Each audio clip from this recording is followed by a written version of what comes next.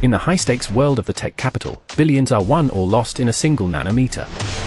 Today, NVIDIA stands as a $3 trillion titan, the undisputed engine of a global artificial intelligence revolution. But the view from the top was once a view from the absolute abyss. In the mid-90s, the leadership, led by a young Jensen Huang, was staring at a zero-balance bank account. They weren't just a startup, they were a company on the verge of becoming a footnote in Silicon Valley history. The dream of accelerated computing was nearly dead before it truly began. By early 1996, NVIDIA was exactly 30 days from total liquidation. There was no safety net, no venture capital rescue on the horizon, and no margin for error. Every paycheck issued was a gamble against time. Their first product, the NV1, had been a total commercial disaster. It tried to do too much, integrating audio, graphics, and even Sega Saturn gaming ports, resulting in a complex, expensive chip that the market simply didn't want. It was a jack of all trades, and a master of none. While rivals like 3DFX and S3 Graphics were becoming household names, this Silicon Valley startup was considered an industry joke. They were an underdog with a failing architecture and a rapidly disappearing runway. People weren't just betting against them, they were ignoring them. What followed is a masterclass in survival, strategic pivoting, and the absolute scale of power. This is the story of how one company engineered the future of human thought. Welcome to the scale factor. Success often hides in the smallest details, including the name itself. Before they were a titan, the founders couldn't even agree on what to call the company. They named all their files NV, standing simply for next version. When they finally had to incorporate, they flipped through a Latin dictionary and found NVIDIA, the word for envy. They dropped the I, and a legend was born. It's fitting that their signature color is green, the color of envy. And if you see the leader of this empire today, he is almost always wearing a black leather jacket.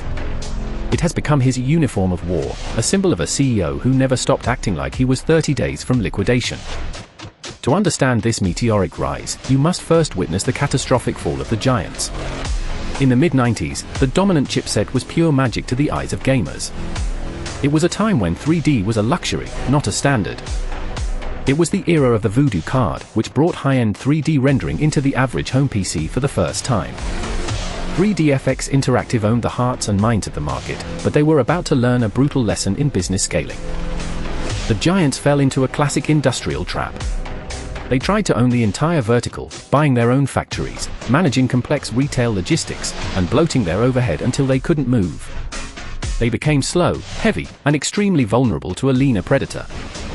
NVIDIA, however, chose a radically different path.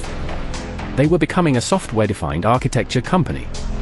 By outsourcing the physical manufacturing to dedicated foundries like TSMC, they kept their focus entirely on logic, code, and design.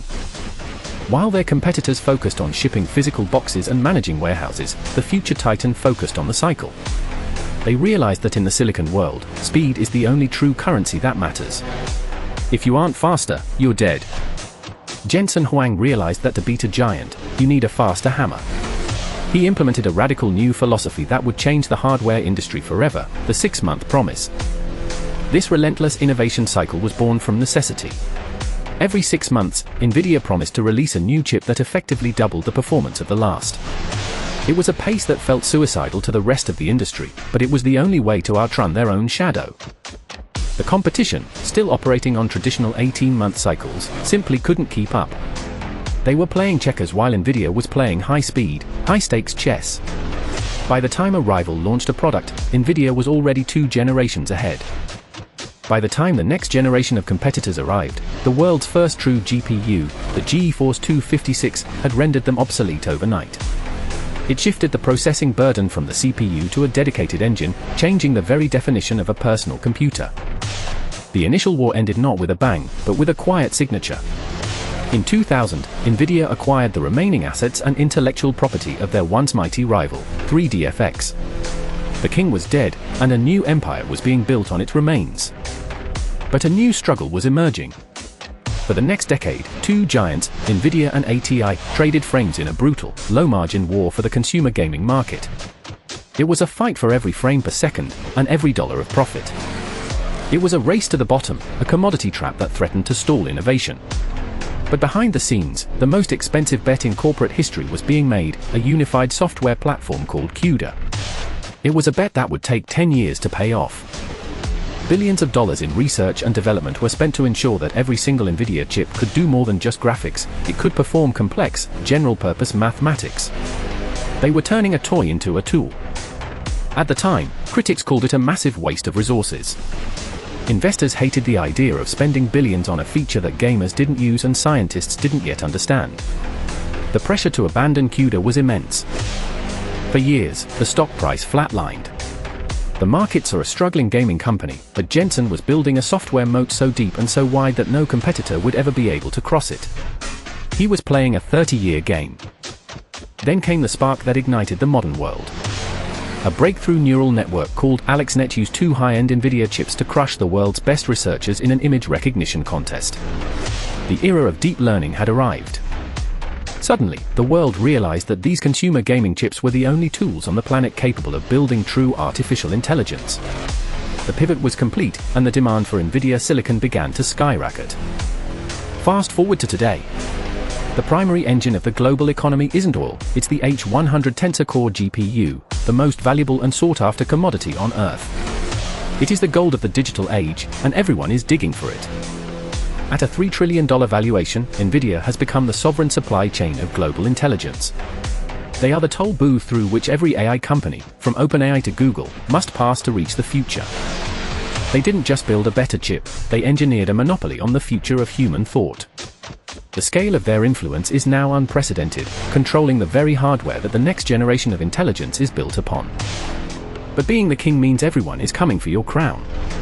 Today, the old guard, Intel and AMD, are spending billions to pivot their entire architectures to match the speed of accelerated computing. Intel is betting on its Falcon Shores chips, while AMD is aggressively pushing its MI300 series to break the monopoly. Even the customers are becoming competitors. Google, Amazon, and Microsoft are now designing their own custom AI silicon to bypass the NVIDIA tax. The walls of the fortress are being tested, but NVIDIA's true strength isn't just the hardware, it's the millions of developers already locked into their software ecosystem. The rivals that were buried over the last 30 years failed because they saw this technology as a toy for entertainment. They saw a peripheral, whereas NVIDIA saw a paradigm shift. They lacked the scale factor. The visionaries behind the Titan saw it differently. They saw the GPU as a planet-scale computer, a new layer of the Earth's crust made of silicon, logic, and infinite potential. A machine that could solve the world's most complex problems.